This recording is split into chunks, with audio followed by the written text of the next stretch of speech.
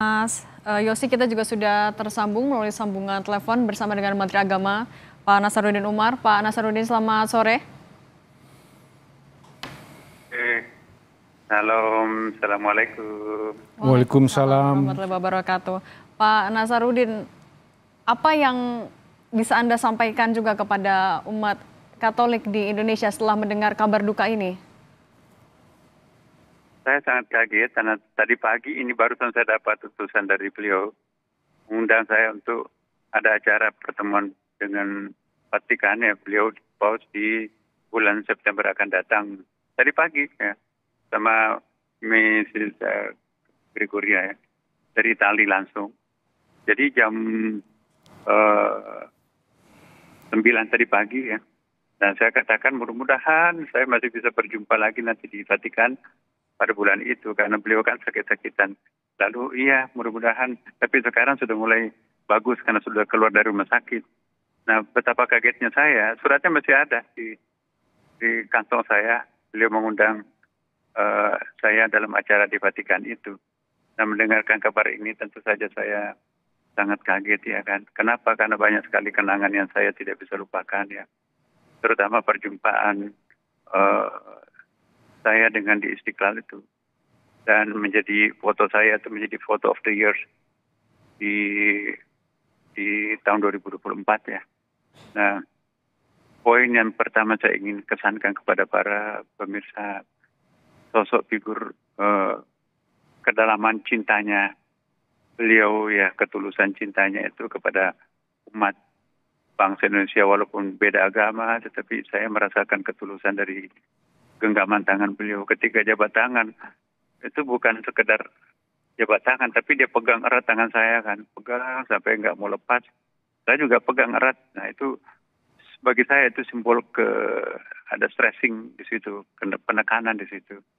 Nah kemudian masuk di terowongan Istiqlal itu ya, sampai di liftnya kita belum turun. Saya jelaskan bahwa ini terowongan ini dari arah Masjid Istiqlal itu ada sayup-sayup kedengaran bunyi beduk.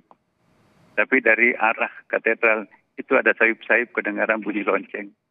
Tapi di tengah perjumpaan itu nanti ada bersaut-sautan antara bunyi beduk dengan bunyi lonceng. Jadi sangat indah dengan lagu-lagu instrumentalianya itu ya. Ada AC-nya, kemudian juga bisa dipakai untuk ruang pertemuan. Kami sering gunakan untuk interfaith meeting. Dia sangat appreciate. Saya pakai bahasa Inggris tapi kurang direspon. Akhirnya saya diberitahu oleh penerjemah, Pak itu pernah lama tinggal di Timur Tengah, di Suriah atau Sudan ya, saya lupa ya. Nah begitu saya bahasa Arab, direspon. Jadi ternyata beliau bahasa Arabnya lebih bisa daripada bahasa Inggrisnya. Bahasa Inggris saya nggak direspon, tapi bahasa Arab saya direspon. Jadi saya bercakap bahasa Arab, akhirnya translatornya itu mengatakan kalau begitu saya nggak usah terjemahkan Pak. Ya udah nggak usah. Dia ternyata paham bahasa Arab. Ya, saya mencoba menjelaskan Istiqlal dengan versi bahasa Arab ya, dan dia ngerti. Kemudian juga yang kedua sangat terkesan ya, senyumnya itu masih kebayang-bayang di wajah saya itu ya. Ketika kita mendeklarasikan poin-poin persepakatan Istiqlal katedral itu ya, dan itu luar biasa. Itu dijadikan tema konferensi di Uzbekistan, di Amerika, dan juga di Bali. Dan beberapa tempat yang lain. Saya ke Mesir juga, saya berfoto dengan pimpinan Al-Azhar. Oh, masa cuma pos bisa berfoto dengan Anda? Kami juga punya, akhirnya satu persatu syekh di situ berfoto dengan saya. Karena istilahnya masa cuma pos berfoto. Kita juga boleh berfoto dengan imam besar. Jadi foto-foto kami juga populer di Mesir juga, dan di Dubai, dan kemarin di Amerika ya.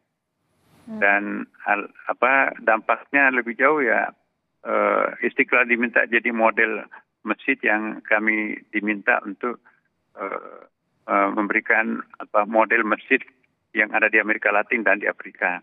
Dan itu sponsor PBB ya, United Nations di New York.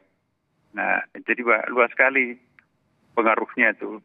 Dan kata teman-teman di Amerika, ini baru pertama kali ada himbauan menggunakan bahasa agama untuk melestarikan lingkungan.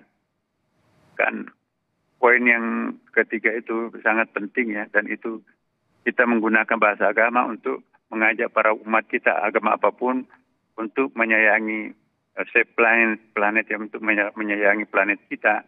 Bagaimana mencegah datangnya kiamat? Karena kalau dalam Abrahamic religion, Yahudi, Nasrani dan Islam percaya akan ada hari kebangkitan kan, percaya juga akan ada hari kiamat.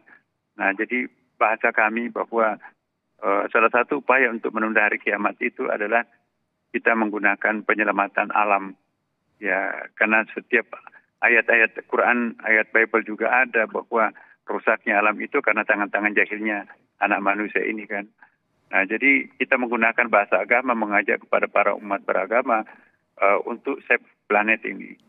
Jadi kita jangan sampai melakukan perusakan alam, lingkungan, sebab itu menyangkut masalah keselamatan, kesehatan anak cucu kita juga di masa akan datang.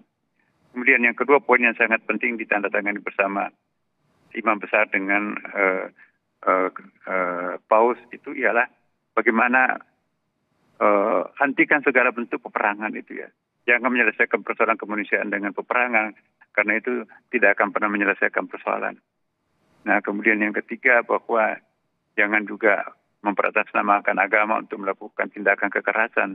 Kekerasan tidak ada tempatnya dalam agama-agama. Jadi saya kira poin ini sangat penting, ditambah dengan satu lagi poin pentingnya toleransi. Toleransi itu bukan hanya koeksistensi sama-sama hadir tidak saling mengganggu, tapi harus ada sama-sama hadir tidak saling mengganggu dan ada ikatan tali cinta kasih yang mengikat antara satu sama lain.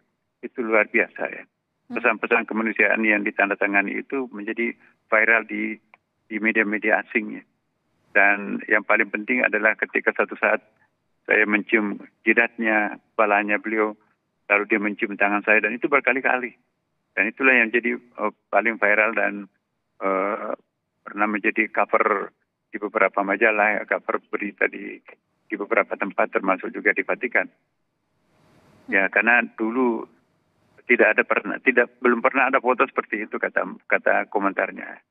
Makanya itu foto saja itu sudah menjadi pesan khusus bahwa masyarakat Indonesia itu luar biasa. Walaupun minoritas Katolik, tetapi bisa begitu akrab dengan jamaah Masjid Istiqlal dan tamu-tamu Istiqlal pada waktu itu ya. Dan inilah Indonesia ya, satu bangsa yang sangat menjunjung tinggi martabat kemanusiaan, sehingga tidak ada bedanya antara agama apapun, mereka itu sama-sama menjunjung tinggi kemanusiaan. Dan itulah memang pesan Al-Quran juga. Walaqad karramna bani Adam, Allah memuliakan anak cucu Adam. Agama apapun agamanya, etnik apapun, warga negara apapun, jenis kelamin apapun, pokoknya wajib dimuliakan anak manusia itu, anak cucu Adam itu ya kan. Nah, inilah persamaan bahasa, persamaan tema kami dengan Paus pada waktu itu, sehingga kita sangat berbahagia menyaksikan kegembiraan dunia pada pertemuan Istiqlal itu, dan sudah diterjemahkan ke hampir semua bahasa dunia ya tentang deklarasi Istiqlal pada waktu itu. Dan itulah yang sangat berkesan. Satu lagi poin yang sangat berkesan, ketika mau pamit tidak mau melepaskan tangan saya, sehingga ada orang mau jabat tangan nggak jadi karena tangan kanan saya dan tangan kanan beliau berpegangan erat. Jadi tersenyum. Jadi Masya Allah luar biasa kesan saya dengan Paus. Tadi pagi datang utusannya mengundang saya, tapi siangnya mendengarkan beliau wafat. Jadi saya sangat terharu. Dan yang terakhir, saya juga punya kesan tersendiri, Mbak. Ketika beliau masuk rumah sakit, hari yang sama juga saya masuk rumah sakit. Jadi kaki saya tergelincir, patah di operasi. Dan ketika membuka TV, Paus masuk rumah sakit juga di sana loh. Kok kenapa bisa bersamaan harinya masuk rumah sakit ini? Nah, jadi itu kesan saya, nggak tahu apa maknanya ini semua. Ya. Pak Nasaruddin, kan perdamaian ini jadi salah satu pesan yang terakhir disampaikan juga oleh Paus ketika Paskah kemarin. Tapi dari banyaknya nilai-nilai yang bisa kita pelajari, banyaknya pesan yang sudah pernah ia sampaikan juga. Kalau secara personal, Pak Nasaruddin, kesan yang paling kuat, yang paling Anda ingat selama mengenal, bertemu langsung, berkomunikasi langsung dengan Paus, seperti apa, Pak? Pelajaran berharga saya adalah ternyata kesederhanaan itulah yang melahirkan sesuatu yang besar. Kita semua bisa sepakat bahwa kesederhanaan Paus ini ya dari segi pakaiannya. Saya juga lihat sepatunya bukan sepatu istimewa ya. Juga tidak mau menggunakan mobil mewah, juga tidak mau menggunakan hotel mewah, juga nggak mau menggunakan fasilitas kenegaraan yang mewah. Jadi semuanya mau bersahaja. Jadi inilah membuat saya belajar ya. Ya saya hanya menteri, masa saya mau melakukan macam-macam. Jadi saya itu belajar betul bahwa ternyata kesederhanaan itu melahirkan sesuatu yang besar. Bukanlah sesuatu yang besar itu otomatis melahirkan yang besar, tapi justru kesederhanaan itu mampu melahirkan suatu image yang besar untuk sebuah gagasan. Dan makanya itu saya kira nilai kemanusiaan yang dibawa oleh Paus itu didukung sepenuhnya oleh umat manusia tanpa membedakan agama apapun. Ya, jadi inilah suatu hal yang perlu kita pelajari dari seorang tokoh seperti Paus, bahwa di tengah kesederhanaannya, ketulusannya, keikhlasannya, tanpa pamrihnya, ternyata menghasilkan sesuatu yang sangat mulia, satu hal yang sangat besar. Semoga ini pelajaran berharga buat siapapun, terutama tokoh-tokoh agama, bahwa kita harus tawadu, kita harus muru'ah, dan kita harus menempatkan diri itu jangan terlalu bangga, sombong, dan seterusnya sebagai pemimpin agama. Ternyata kita lihat tokoh-tokoh agama yang lain juga ternyata sama. Ya, kita lihat tokoh-tokoh Hindu, Buddha, Siddhartha Gautama, apalagi Nabi Muhammad ya. Kita tidak membandingkan satu sama lain, tetapi pelajaran berharga yang kita bisa pelajari bahwa tokoh-tokoh yang mengusung sebuah gagasan dengan cara yang jujur, tulus, dan sederhana, ternyata itulah yang monumental, yang abadi, dan itu diterima semua pihak. Jadi saya kira pelajaran berharga dari kita semuanya, walaupun Paus nanti memang sudah wafat ya, tetapi nilai-nilai kehidupan dan nilai-nilai humanity-nya itu tetap harus hidup di dalam benak kita masing-masing. Apapun agama kita, mari kita menghormati tokoh-tokoh kemanusiaan seperti Paus, sebab langka orang bisa seperti itu. Ya. Pak Nasaruddin, tapi setelah Anda mendapatkan juga kabar duka ini dari Vatikan, pemerintah Indonesia sudah menyampaikan duka citanya juga secara langsung, sudah komunikasi dengan Vatikan, Pak? Ya, saya langsung tadi, karena saya ketemu dengan orangnya yang baru mengundang saya tadi. Saya dalam teks bahasa Inggris saya sudah sampaikan, kemudian juga saya seandainya Paus itu di Indonesia, pasti saya terbang untuk mengunjunginya, tetapi ya negara lain dan saya terikat dengan peraturan perundang-undangan, kita tentu harus mendapatkan izin dan lain sebagainya ya untuk bisa mengunjungi beliau, tetapi ya kita serahkan kepada Pak Presiden kita. Saya kira Pak Prabowo juga sangat concern terhadap pesan-pesan beliau kemarin, itu juga disampaikan itu sangat mendalam ya. Jadi sering di-quote ya bahwa Paus ini adalah figur yang sangat bersahaja, tetapi sangat care terhadap kaum duafa, orang-orang lemah, ya kan. Dan Pak Prabowo juga kan sama kan. Kita lihat bagaimana care-nya beliau terhadap orang-orang miskin, sehingga membuat berbagai macam kebijakan sekolah rakyat, kemudian juga pemberian gizi makanan bergizi kepada anak-anak terutama yang fakir miskin. Itu ada persamaan humanity-nya sangat dalam antara kepala negara kita dengan Paus ya. Dan saya kira nilai-nilai baik dari orang, siapapun orangnya, mari kita terbuka memberikan apresiasi ya. Setiap orang punya kelemahan, tetapi jangan mengingkari kelebihan setiap orang. Tapi Pak Nasaruddin juga ada rencana akan ke Vatikan dalam waktu dekat? Iya, undangan saya itu bulan September, Mbak, tapi masih jauh. Maka itu saya nggak tahu nanti ini, karena waktu wafatnya Paus Johannes Paulus, saya juga diundang khusus. Jadi waktu meninggal Paus itu saya juga ikut di upacaranya, dihadiri 2 jutaan orang pada waktu itu ya. Saya juga hadir bersama Gus Dur ya, waktu itu. Ya, saya nggak tahu nanti ini. Pokoknya karena kita sudah menjadi pejabat publik ya, kita tergantung pimpinan ya, apa petunjuknya dari beliau. Tapi saya sangat yakin bahwa Indonesia itu pasti merasa kehilangan sosok figur teladan kemanusiaan. Ya.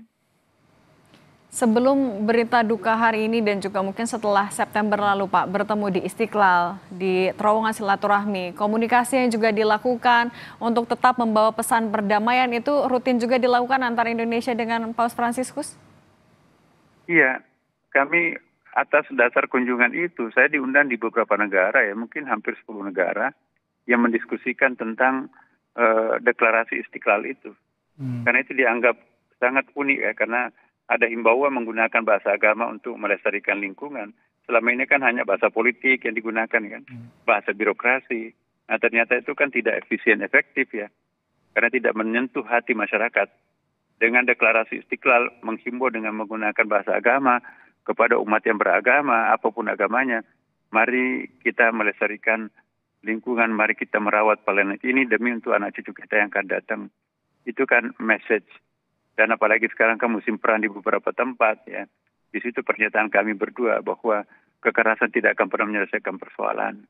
Dan jangan atas nama agama kita menghalalkan kekerasan. Tidak ada tempatnya kekerasan oleh agama apapun juga. Ya, menemukan keberanian untuk melanjutkan dialog tanggung jawab bersama untuk menyelesaikan kekerasan di berbagai belahan dunia itu juga jadi pesan Paus. Pak Nasaruddin Umar, Menteri Agama, terima kasih sudah berbagi di Breaking News Kompas TV. Saya selalu, Pak.